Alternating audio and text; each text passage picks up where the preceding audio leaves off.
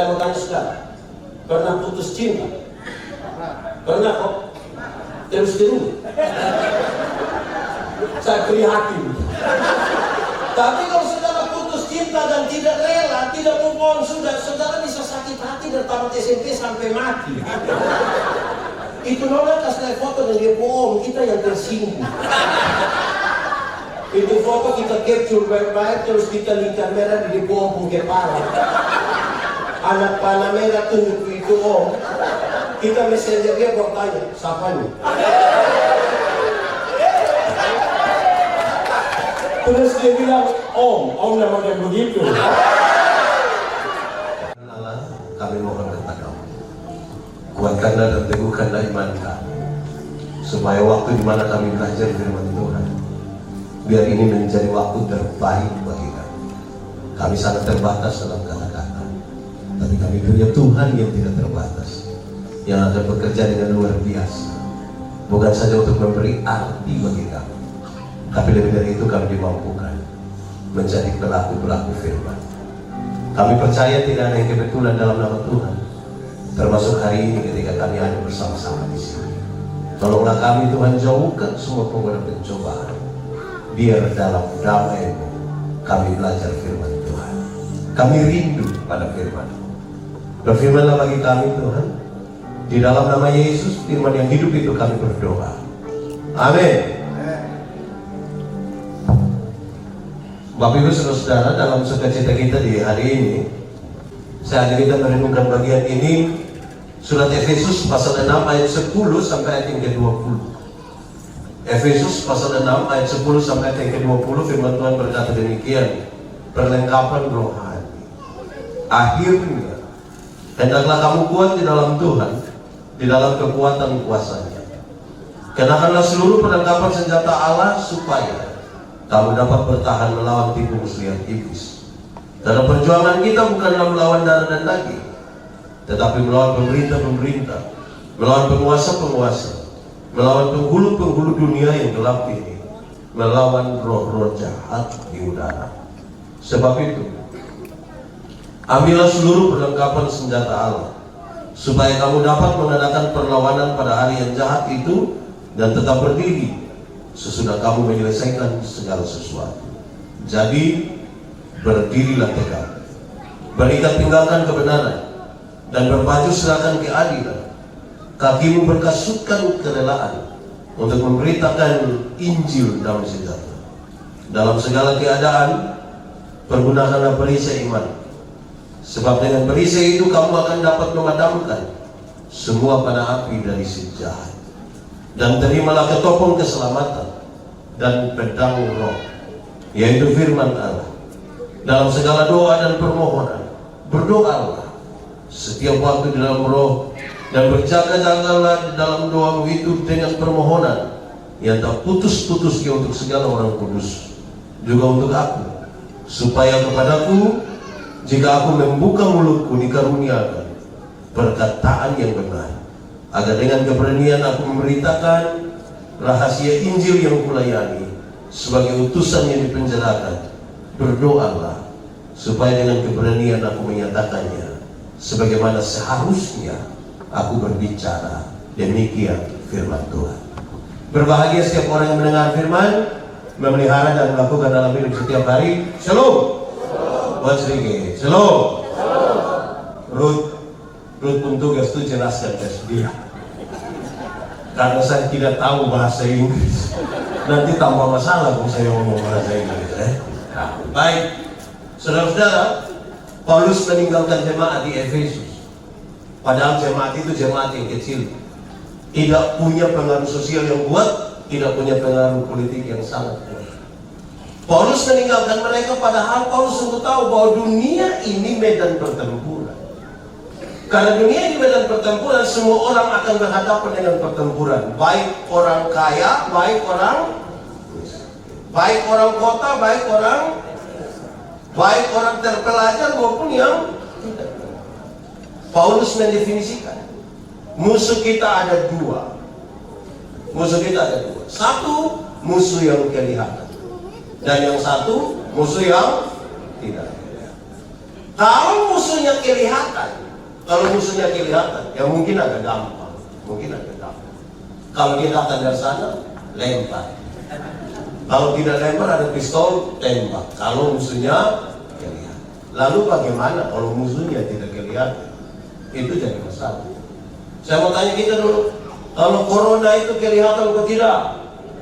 Tidak kelihatan. Corona tidak kelihatan. Kalau suami kelihatan atau tidak? Suami termasuk kelihatan atau tidak? Kadang-kadang kelihatan. Di Australia juga ada suami. Nanti jelaskan saja dia mau atau sedikit. Lah, apalagi dia bilang begini, kita akan berhadapan dengan pekerjaan iblis yang suka tipu-tipu. Tadi saya berbicara dengan pendeta John, rupa-rupanya kepercayaan itu terlalu besar. Lawan dari kepercayaan itu tipu. Dan kalau tipu sudah ada dalam rumah tangga, itu biasa jadi masalah. Suami-suami yang di sini dan jujur semua kok. Kelihatan. Terlalu jujur. Luar biasa lah begitu. Ya. Baik, saya mau tanya kita dulu, tipu boleh atau tidak? Tipu boleh atau tidak? Tidak boleh. Kalau untuk kebaikan kita tipu boleh? Saya lihat mulai terganggu. Saya ulang, tipu boleh atau tidak? Tidak boleh. Kalau untuk kebaikan kita tipu boleh? Tidak boleh. Tidak ada tipu untuk kebaikan. Tipu itu tipu. Karena satu tipu akan melahirkan tipu baru. Kalau kita tanya, Bapak, kenapa tidak pergi gereja? Perasaannya pendeta tanya, terus dia bilang, saya sakit, Pak. Ini tipu itu. Kita ketemu dia istri, kita tanya, bilang Papa ada sakit. Karena istri tidak tahu, istri bilang, tidak.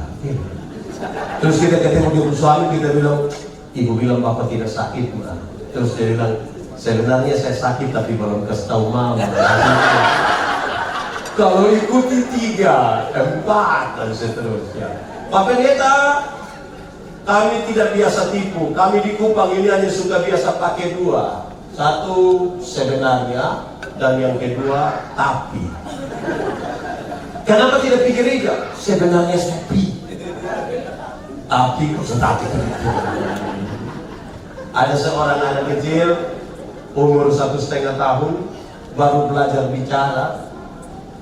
Dia pun bapak kepala desa. Satu saat ini anak ini kalau dia mau kencing, dia minta dia pun bapak yang kasih kencing.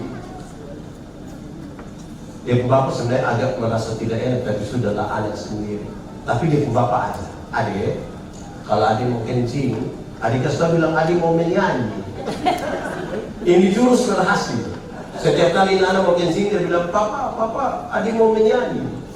Dia pun bapak sengaja putar-putar keluar ke kencingin anak, selesai berkata. Satu saat dia pun bapak mama pergi ke Jakarta. Titipin anak di Dipu Om dong. Tengah malam ini anak mau kencing, dia kasih bangun Dipu Om, ya, adik mau menyanyi.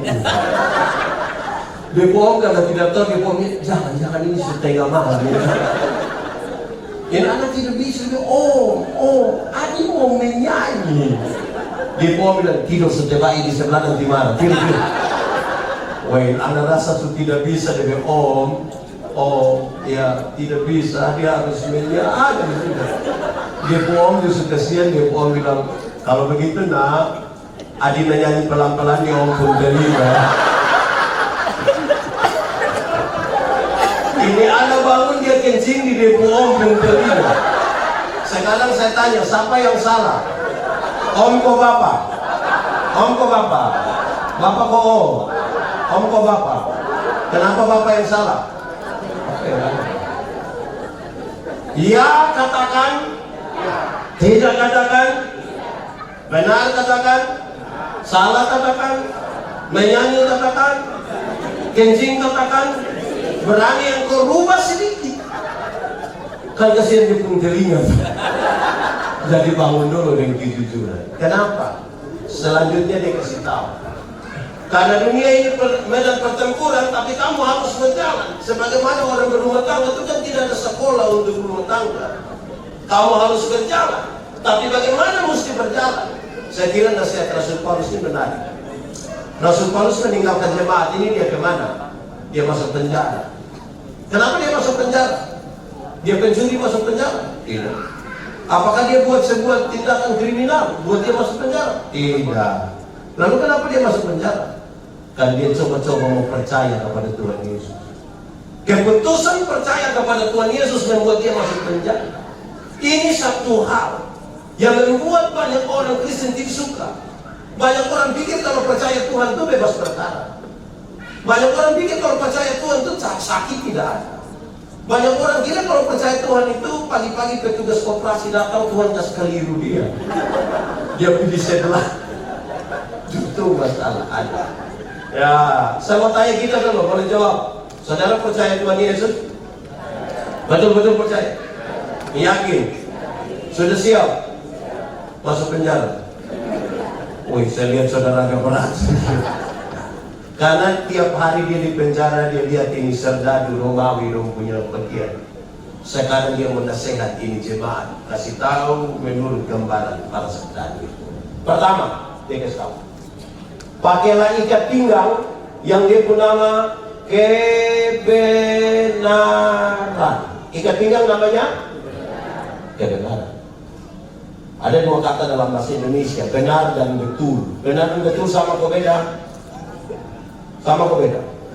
Beda kok sama? Sama kok beda? Sama. Benar bisa berarti betul, betul bisa berarti benar. Tapi dua kata yang sama ini, kalau sama-sama diberi awalan K dan akhiran an, benar akan jadi? Kebenaran. Betul akan jadi? Masih sama artinya? Beda. Kebenaran arti lain, kebetulan arti lain. Sekarang saya mau tanya, kalau kita masih hidup hingga hari ini, kebenaran atau kebetulan? Kebenaran. Kalau hari ini kita ikut ibadah syukur di sini, kebenaran atau kebetulan? Kebenaran, Saya kira memang kebetulan. Tidak, ini kebenaran. Kalau Tuhan Yesus mati bagi kita, kebenaran atau kebetulan? Oke, untuk Tuhan kebenaran semua. Saya kasih sedikit. Kalau kita kulit hitam, kebenaran atau kebetulan? Kalau kita kulit hitam, kebenaran atau kebetulan? Saudara tahu, banyak kali dunia dalam membawa kita untuk kita ambil keputusan seolah-olah kalau orang kulit putih itu lebih baik dari kulit hitam. Akhirnya setiap kali kulit putih berdiri di depan itu, yang kulit hitam macam gelisah bagaimana dia kayak begini. Ada lagu dulu bilang begini, biarlah yang hitam jangan harapkan jadi putih. Mau pakai okir juga tidak bisa. Mau pakai pemutih diminta maaf di muka, seleher di bawah gelap putih. Saudara akan makin gelisah. Kan kita tidak pernah salah diciptakan. Jadi kalau kita mau melihat keadaan seperti apa ya, begitu sudah. Terima saja. Amin loh. Amin. Kalau kita rambut keriting, kebenaran atau kebetulan? Apa? Saya berkhotbah di banyak acara mendorong budaya positif Valentine. Saya bilang begini, di hari kasih sayang ini, yang paling akan menikmati melayani seorang suami adalah mereka yang rambut keriting, bukan yang rambut lurus. Yang rambut lurus mungkin karena lurus kita adalah tidak terlalu enak. Licin. Kalau tidak licin, bukan licin. Kalau kita belah yang lurus itu begini, sayang, itu tidak terlalu enak. Yang keriting itu dibelah menarik. Sasa saya. Tidak bisa. Amin atau tidak? Banyak orang tidak mampu mendefinisikan dirinya itu apa. Padahal kalau Tuhan kasih kita ini tidak boleh ada upaya saling menghilangkan. Saya tetap timur. Bagi saya dari Rote, ada yang dari Sabu, Rote, Sumba, Sumbawa, Makassar, Jakarta, Medan, Australia, Batak, tapi tidak usah ada upaya saling menghilangkan. Kita bangga tuh kita punya saudara perempuan bisa menikah dengan orang dari benua di sana. Memang jodoh. Mau karman. Kalau kita memang sejodoh dengan di sini, ya di sini mau karman itu bisa. Saya mendengar dari Om John tadi cerita bagaimana berjalan sampai kemudian mulai menikah. Memang kalau Tuhan sudah menyiapkan masa depan, selalu ada jalan di situ. Jangan coba-coba jalan itu hidup mau sendiri. Nah, sekarang dia mulai nasihat. Ikat pinggang itu tempat para serdadu menaruh pedang mereka. Supaya mereka bisa bergerak dengan bebas. Bisa bergerak dengan bebas. Bayangkan kalau ada musuh datang dia mengkarak celana, kok bakalan cari orang mampu kan? Jadi untuk bergerak dengan bebas, dia butuh ikat pinggang. Itu yang itu nama apa? Rumah tangga itu tetap ada aturan. Rumah tangga tetap ada aturan. Tapi setiap orang bisa saja bergerak dengan bebas, ikut sejumlah hal yang akan disebutkan. Sudah. Banyak orang merasa tinggal dalam kebenaran, tapi belum tentu. Kenapa? Kebenaran dalam Alkitab punya 3 dimensi. Pertama, kebenaran itu berdimensi legal, legalitas, ikut aturan. Semua bentuk pelanggaran terhadap aturan itu tidak benar dan Tuhan tidak mau. Apapun alasannya. Memang ikut aturan itu paling aman. Paling aman. Saudara kalau ada motor, tahu motor kok? Pernah naik motor? Siapa punya? Sendiri kok? Selunas. Itu sebenarnya benar itu. Nah, kalau naik motor, ada SIM, ada STNK, lampu-lampu ada, kata spion ada operasi lalu lintas di jalan yang tadi berani berikut ini. Tapi itu aturan.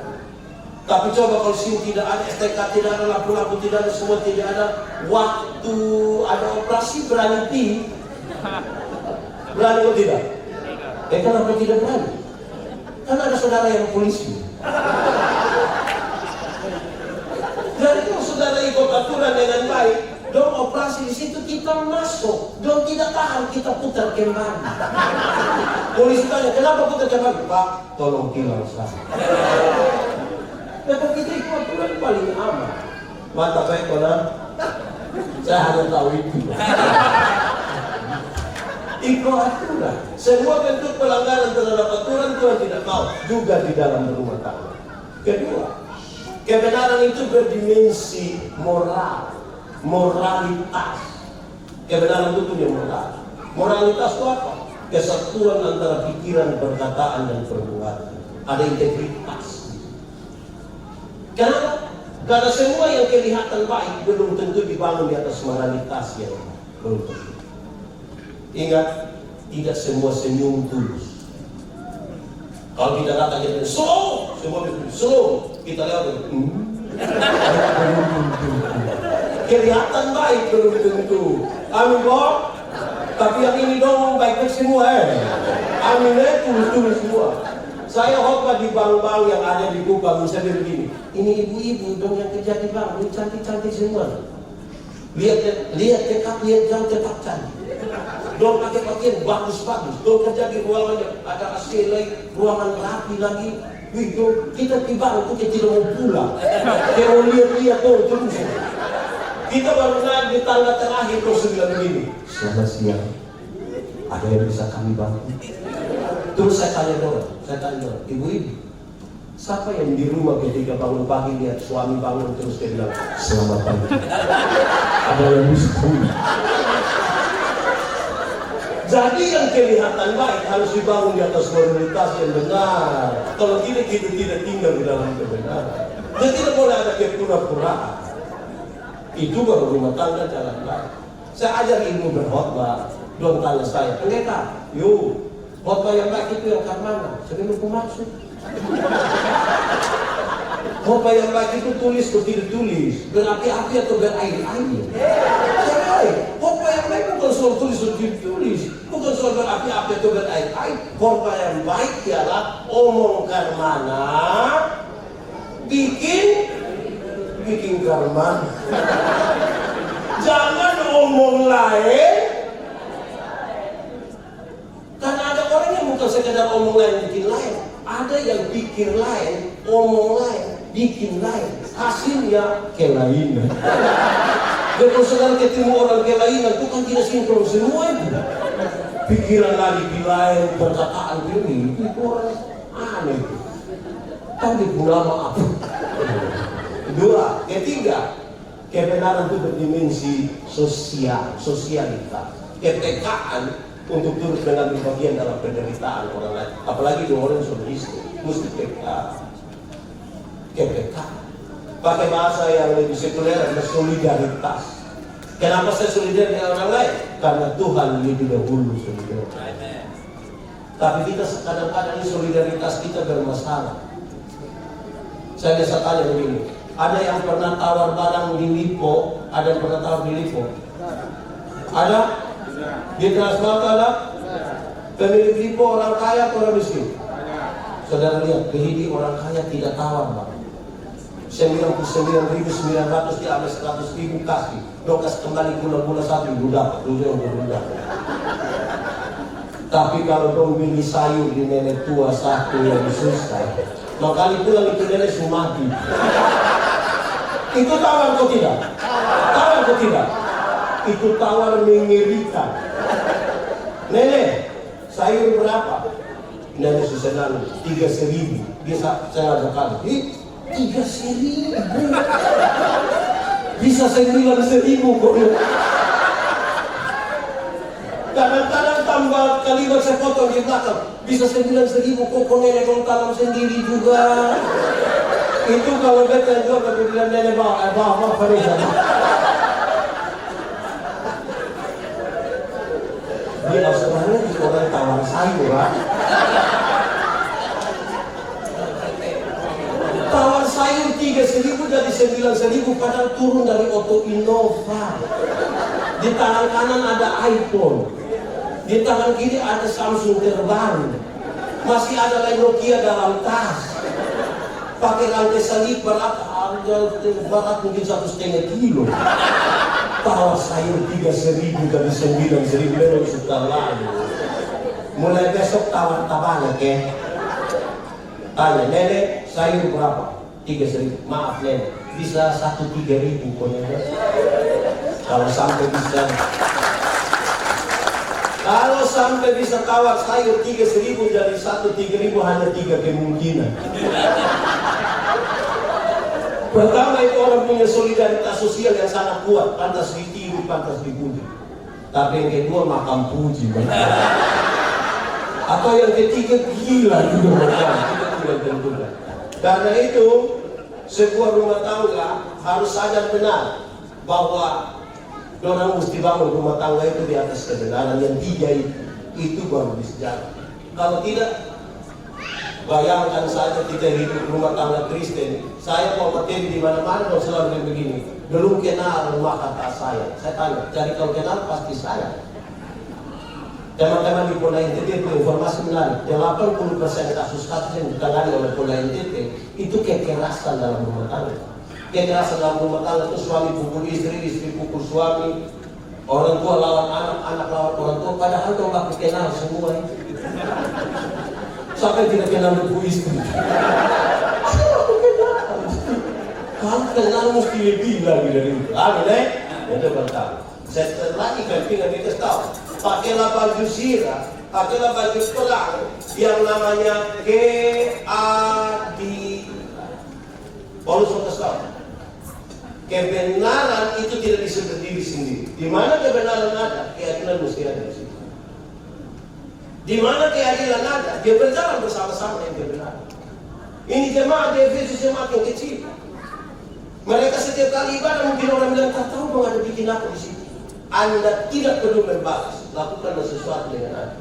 Nanti keadilan itu dibutuhkan supaya tuduhan-tuduhan yang dituduhkan kepadamu menjadi palsu. Maksudnya begini, keadilan itu membuat tuduhan palsu itu bisa begini. Saya pun bapak, saya sebut bapak kandung. Saya sebut apa? Bapak kandung. Saya pun istri pun bapak, saya sebut bapak mantu. Dari relasi. Sekarang kita kawin orang di Australia itu bapak mantu relasi. Ya.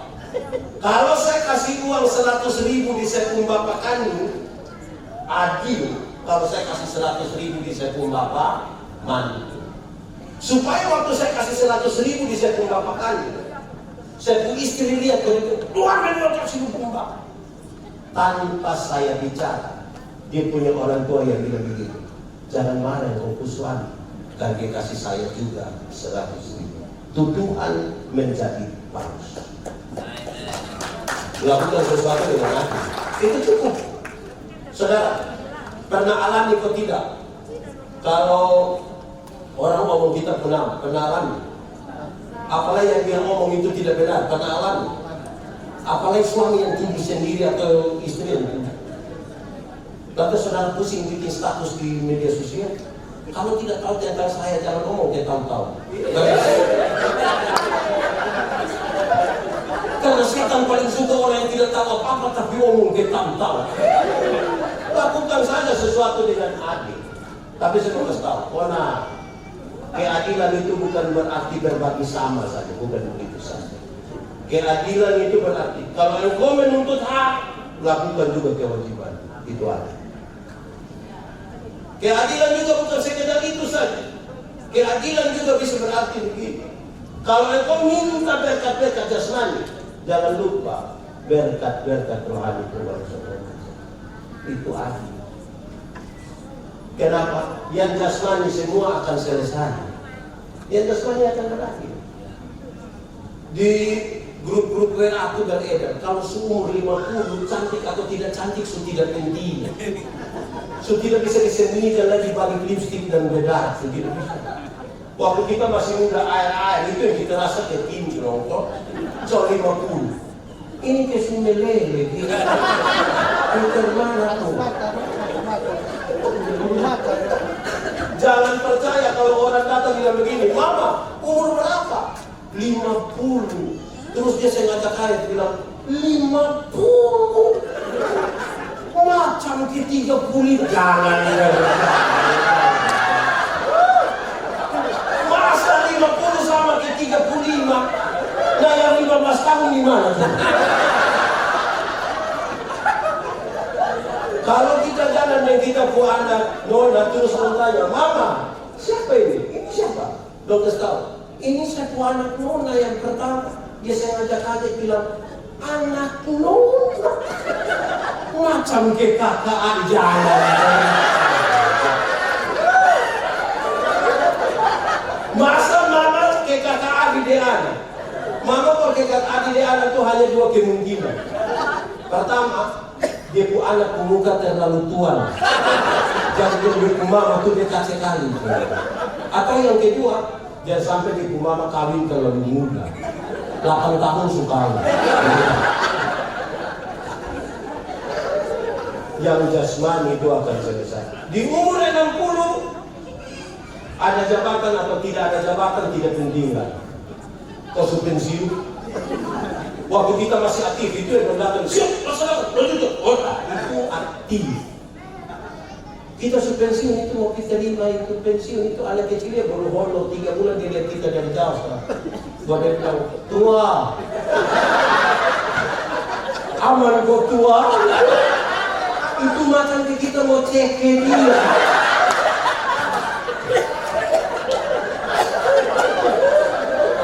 Yang penting bahagia. Di umur 70 tahun, saudara, itu rumah besar atau rumah kecil sama saja. Apalagi rumah tingkat. Kau suka ketonggak begini lagi. Di umur 80 tahun, kaya atau miskin sama saja. Kau tidak mungkin lebih di 2 kilo kau makan. Kau asam urat, lai jantung, lai kolesterol, lai gigi tidak ada. Itu bukan makanan ibadah ke morsal. Nah, jangan cari yang dunia punya saja. Jangan cari yang dunia, mesti cari yang surga. Amin ya? Sejuan. Tadi ikat pinggang nama apa? Baju sirah nama? Ketiga, pakailah sepatu yang dia pun nama kerela. Kerela, sepatu.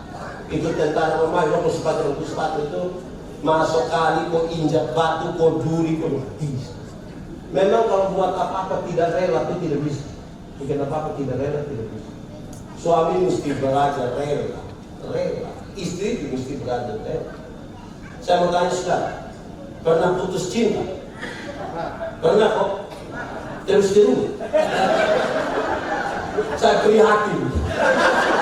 Tapi kalau saudara putus cinta dan tidak rela, tidak move on, saudara bisa sakit hati dari tamat SMP sampai mati. Itu nona kasih foto dan dia bohong, kita yang tersinggung. Itu foto kita capture baik-baik, terus kita link kamera di bawah kepala. Anak panah merah tunjuk itu om. Kita messenger dia bertanya, siapa nih? Terus dia bilang, om namanya begitu. Mesti rela, amin kok. Memang bikin apa-apa, kalau tidak rela tidak bisa. Anggap saja kita ada satu baju terbaik. Ini baju terbaik, ini baju paling baik. Di pesta itu baju, di orang mati itu baju, kumpul di keluarga itu baju, itu baju. Warna hijau, kulit pokoknya.